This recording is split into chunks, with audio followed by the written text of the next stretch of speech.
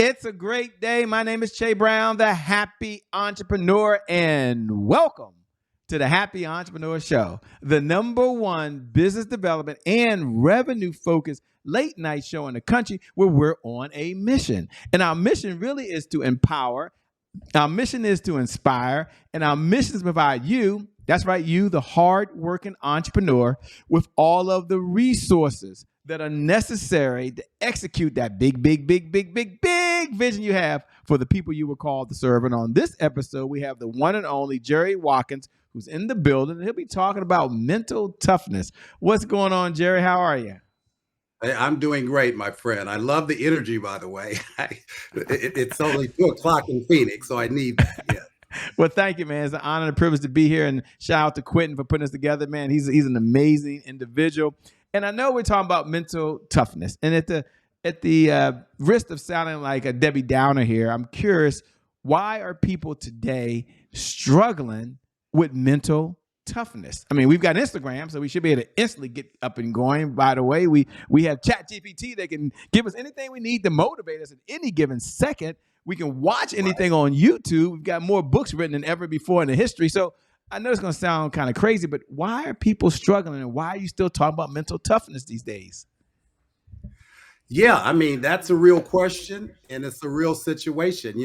My experience, Shay, is that a lot of people, we have this Instagram and we have a lot of instant things in society, but unfortunately, success doesn't seem to come instantly. At least that hasn't been my story.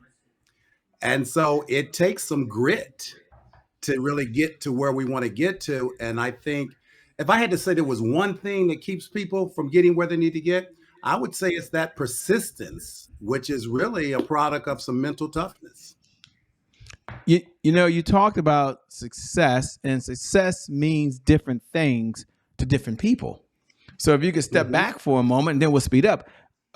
What is your definition of success today? And what does that look like for you? And maybe what does it look like for someone else? So just so we can all be on, at least on some common page. Okay. Yeah. For me, it's really my dream, right? Some people get caught up in just the whole social media thing, and everybody's got a dream. They want to be a billionaire.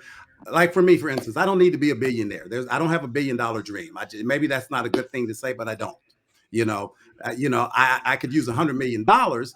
And so it's what's on your heart for me is what your successes look like. You just pursuing what's deep in your heart that's going to bring you fulfillment and the type of style that you want, the type of life that you want. And mine isn't surely just centered around money. I'm a learner.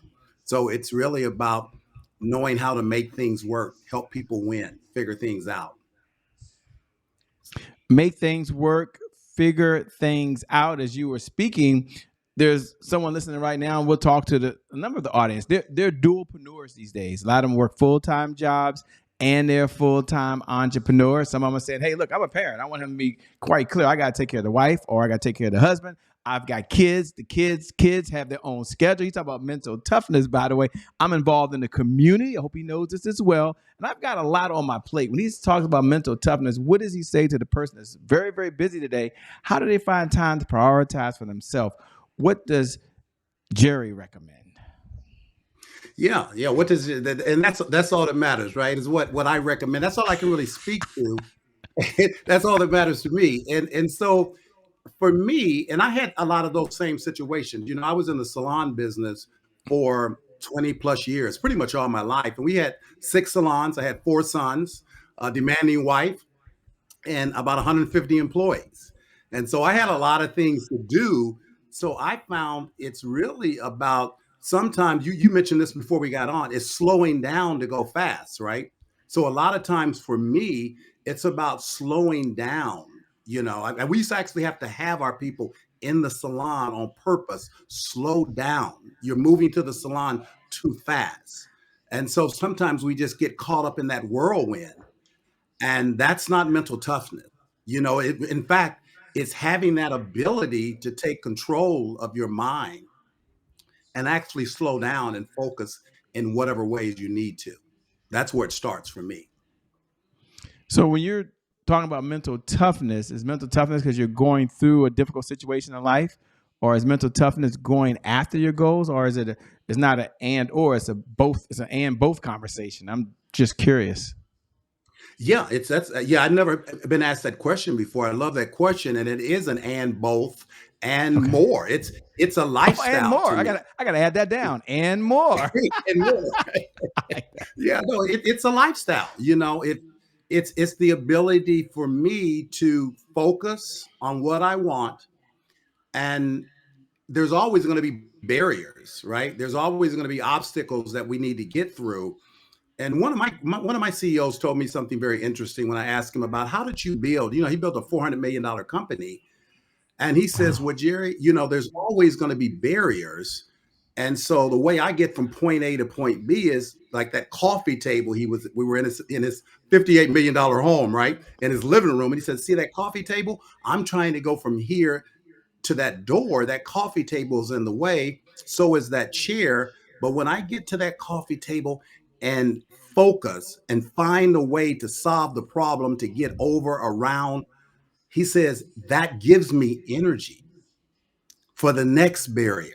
And so by the I get past the chair, the coffee table, the dining room table, and my energy is so high from solving problems and getting over problems through this mental toughness process, persisting through and figuring things out, that now I'm ready to rock and roll. And I had never heard that before. It really enlightened me and gave me a different attitude.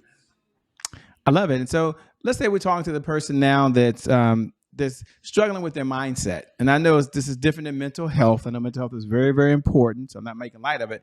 But they're struggling having the right mindset and belief systems that just keep going, right? They find themselves being on track and off track and on track and off track.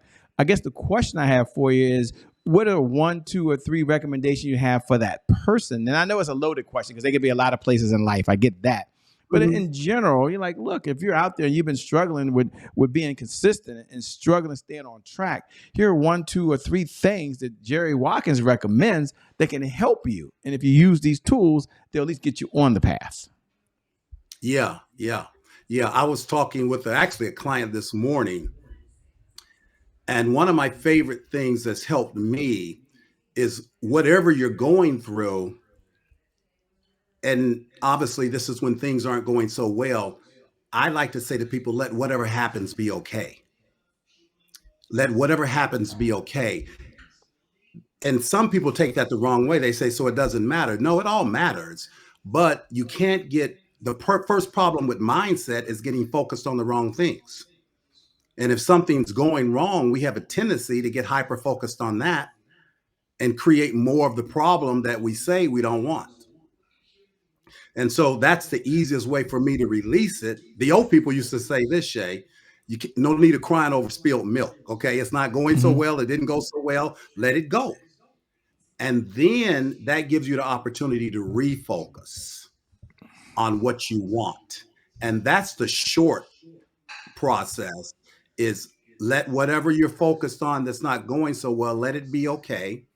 It didn't go so well. Now you ask yourself the $1 million question. And one mentor told me this is a secret to life, really, is what do you want?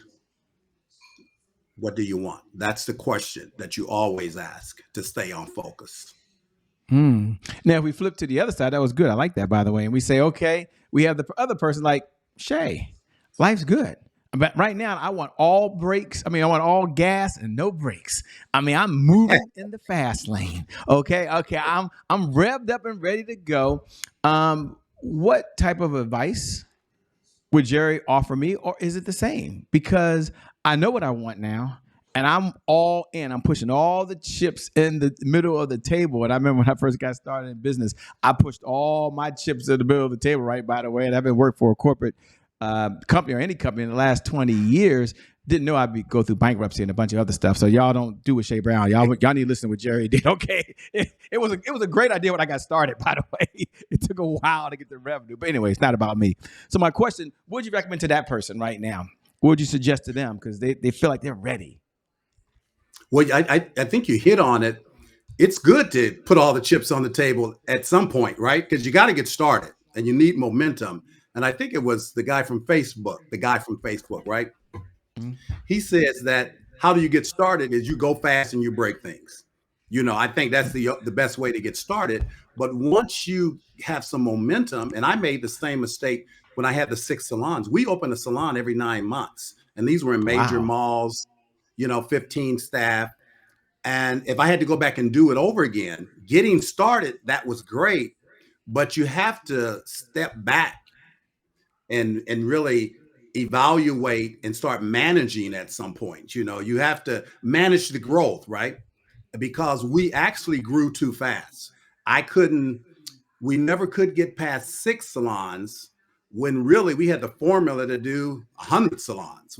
There was no reason we couldn't keep going, but we got too preoccupied with going and weren't able to stand back and get what you're doing right now, helping people get the knowledge to how do you build a foundation bigger? What are you lacking now for the next level?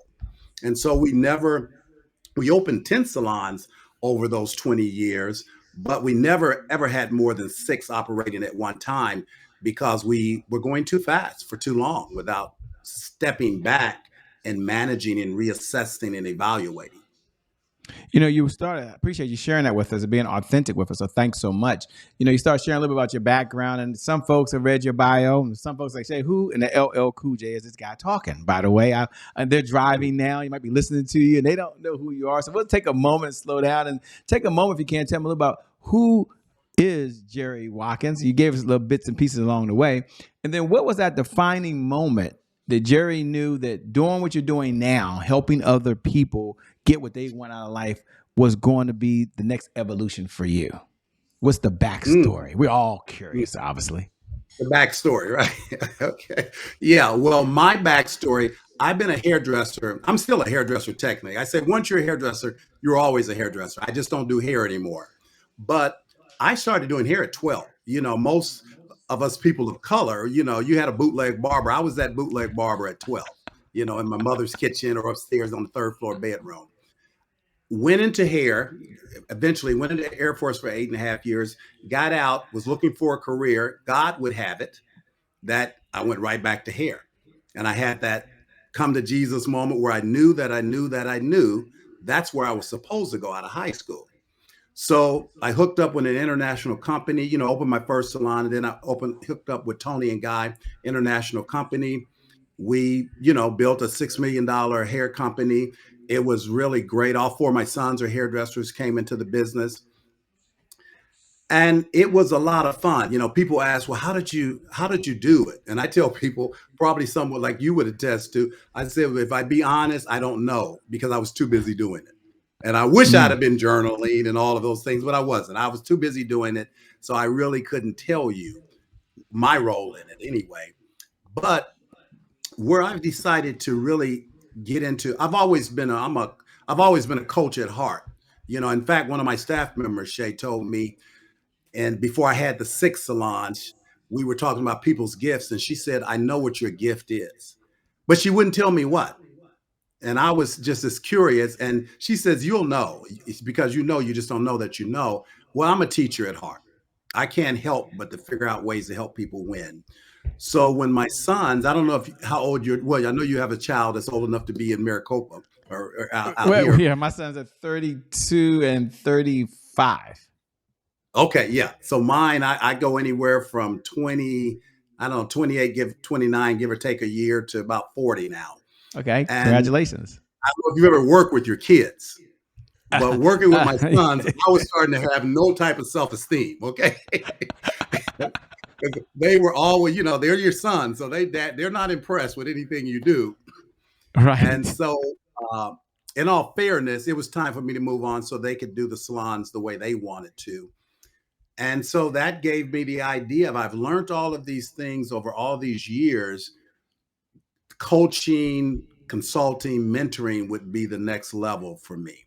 And though I love hair, I mean, anybody that knows me knows that I ate and breathed hair for those 28, 30, 40 years. But this is I'm like a kid in a candy store, like they used to say. I love this. This is everything to me. What do you enjoy most about it? I mean, you love it.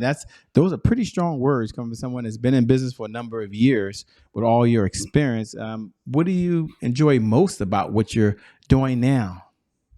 Well, I'm a thinker. I've always been fascinated with how we do things, yeah, how we accomplish things, and then with going into business, I'm just as fascinated in how people make money. I mean, I'm blown away. When I meet people and especially women, I love the female attitude because she thinks about different ways of making money than the average man does. Things that would never cross my mind.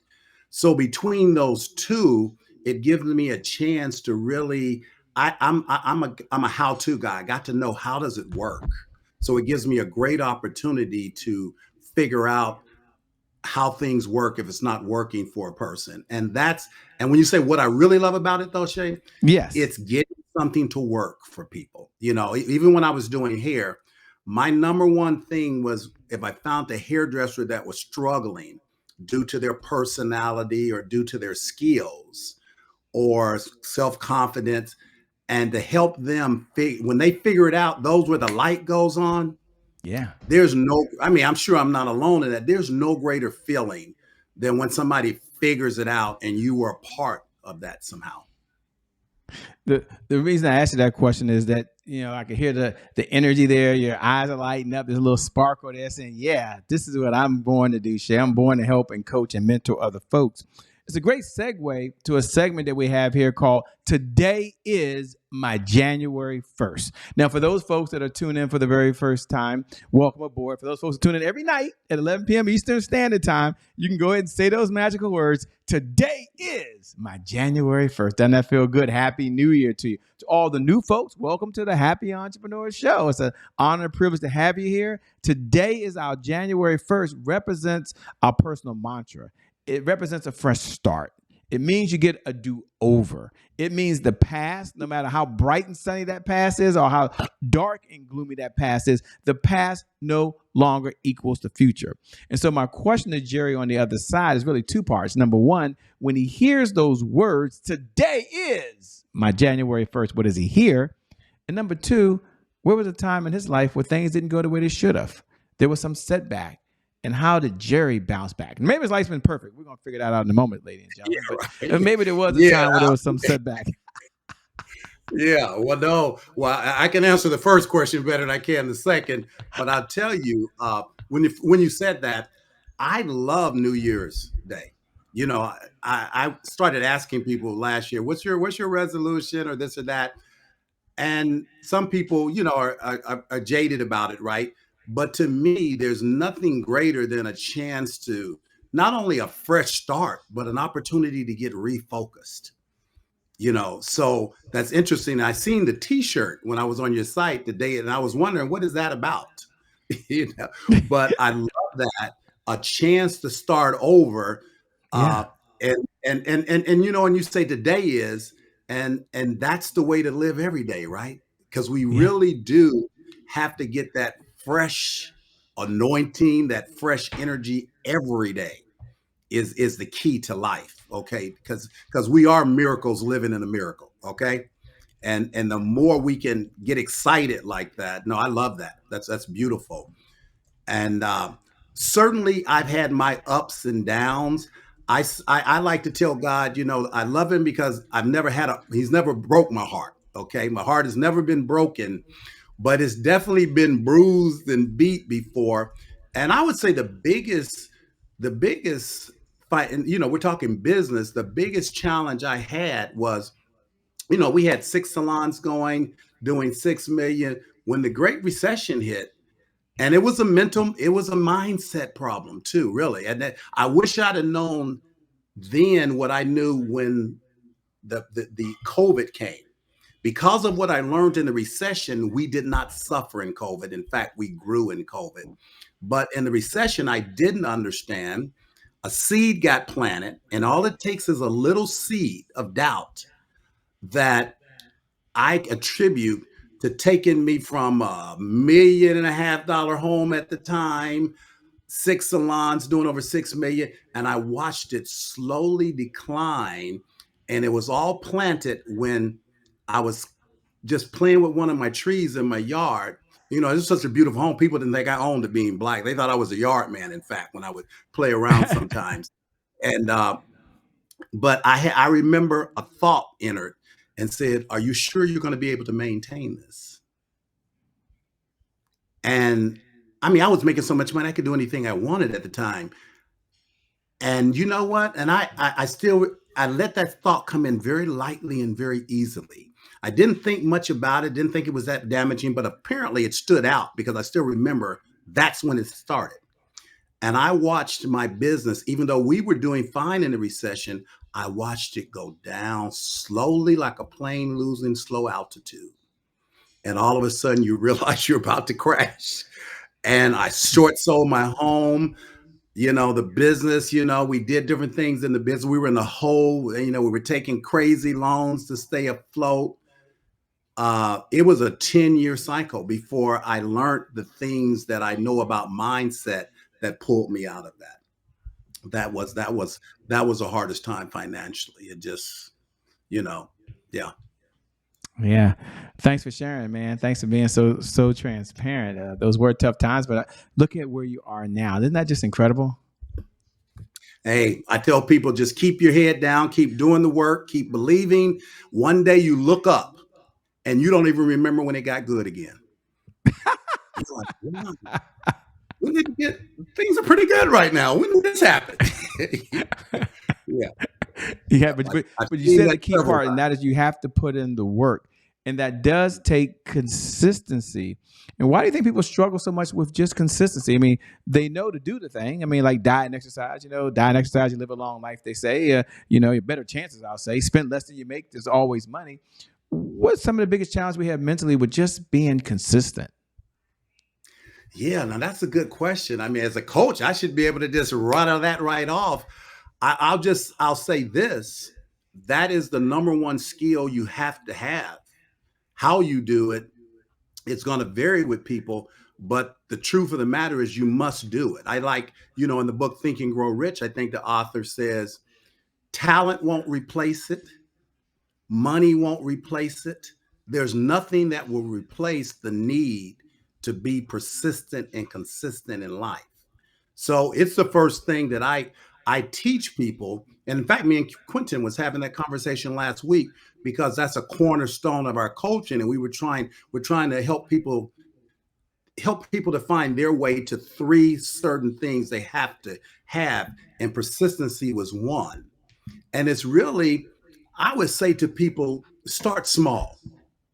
Just start with one of the things I have people to do is read the chapter on persistency, actually out of Think and Grow Rich, 14 days in a row.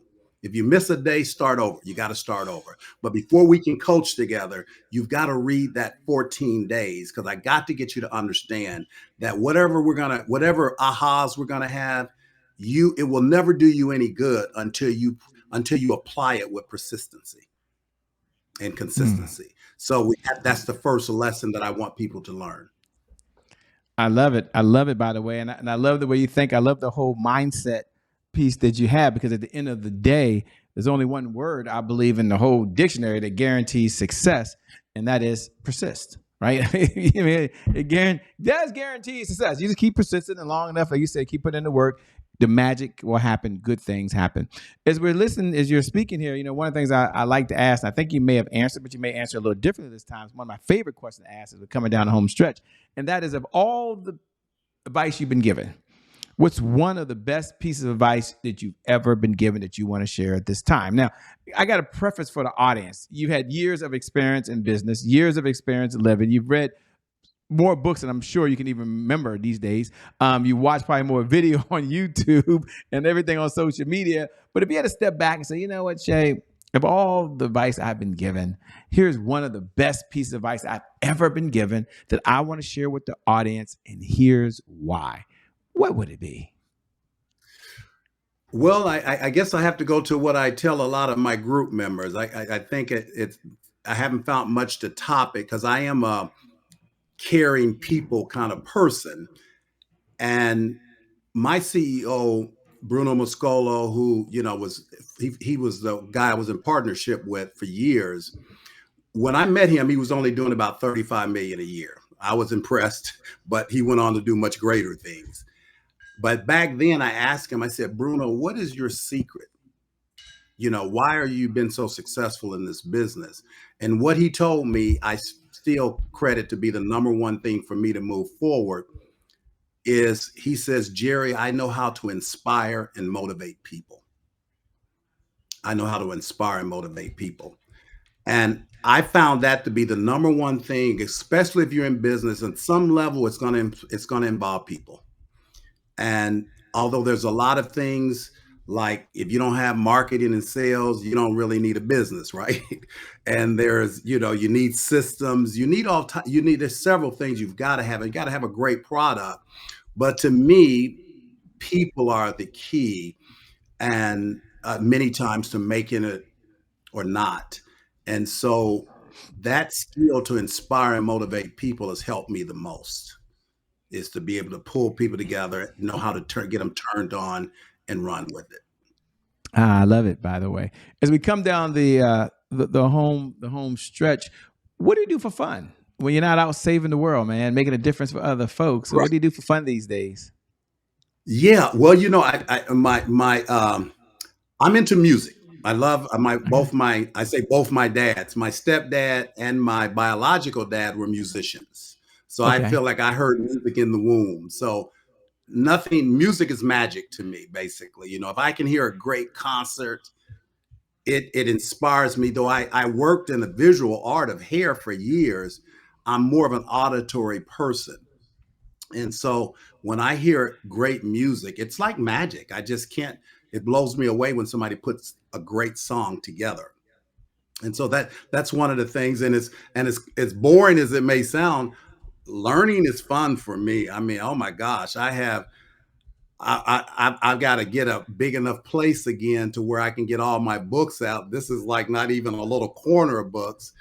I'm a collector of information, not just books, but I'm a learner. That's my number one top skill or need, or is to learn. I have to take in fresh information on a regular basis. So yeah, learning something new, I get very, very excited. Mm.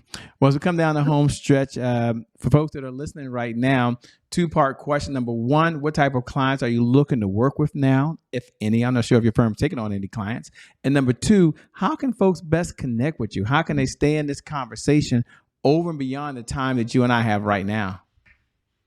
Well, they can definitely reach out to me on the leaders edge online. You can contact me there, the leaders edge online. And as far as clients, the new client I'm really liking is CEOs, heads of companies. We've been doing a lot we've been working with Intel a bit. We've been working with Bank of Bahamas and American Express and a few other major companies. And so I've really gotten attracted to, whether it be a small business or a large business, the head, because they have the most influence, and that can really multiply my attempt in what I'm going to do in the world, right? If I can be working with the head person there. Mm. Okay. And then how do they connect with you? Is there a website? Is there a page? Where do they go to connect with you? Yeah, the website is the leaders edge That's it. Okay. online. Okay. The Yeah, leadersedge.com. Well, let me yeah. go. Everyone go over to the leadersedge.com. Let me say thank you so much for being on the Happy Entrepreneur Show. We appreciate it. Hey, man, I appreciate you. Thanks you so much for the opportunity. And thank you. Thank you to viewers. Thank you for tuning in. Thank you for being here, because without you, there is no show. So we appreciate every time you show up. We appreciate every time you participate. Yeah, it's kind of cool to hit the like button, but really hit the share button. We would love that even more. We hit the share button and you pay this message forward to another entrepreneur, to another individual who wants to do more or be more or have more or give more or serve more, whatever the mores are. This episode can help them. So thank you so much.